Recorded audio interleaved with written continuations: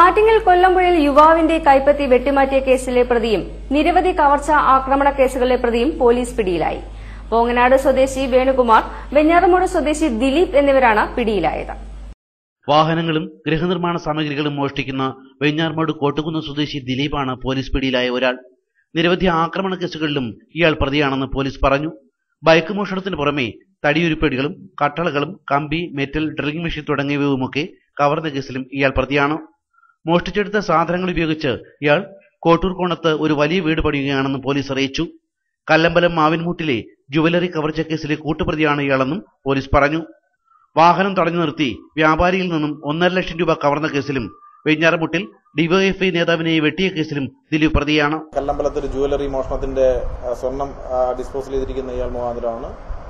2-3 വാഹനങ്ങൾ മോഷ്ടിച്ചതിന് നിലവിൽ ഇപ്പം കേസുണ്ട്. അതിന്റെ നടപടി നടക്കുന്നുണ്ട്. പിന്നെ വീട്ടിൽ സാധനം എന്ന് പറഞ്ഞു കഴിഞ്ഞാൽ വീട്ടിലേക്ക് ഇയാളിപ്പോൾ ഏകദേശം ഒരു 10,000-3000-ഓളം സ്ക്വയർ ഫീറ്റ് ഉള്ള ഒരു വീട് ഇപ്പം പണിതുകൊണ്ടിരിക്കുന്നുണ്ട്.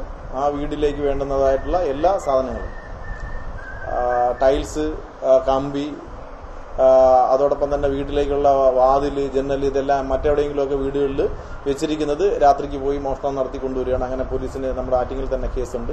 കൊല്ലമ്പുഴ തൊടിയിൽ വീട്ടിൽ അഭീഷിന്റെ കൈപ്പത്തി വെട്ടിമാറ്റിയ കേസിലെ പ്രതി പോങ്ങനാട് സ്വദേശി വേണുകുമാറാണ് കഴിഞ്ഞ ദിവസം പോലീസ് പിടിയിലായ മറ്റൊരാൾ. കുടുംബവഴക്കിനെ തുടർന്നാണ് വേണുകുമാർ അനന്തരവൻ അഭീഷിന്റെ കൈപ്പത്തി വെട്ടിമാറ്റിയത്. കഴിഞ്ഞ ദിവസം ചെറിയങ്കഴ് വലിയ കടയിൽ കുഞ്ഞിന്റെ കഴുത്തിൽ നിന്നും സ്വർണ്ണമാല അപഹരിച്ച നാടോടികളും പോലീസ് പിടിയിലായി. ACV news, Attingal.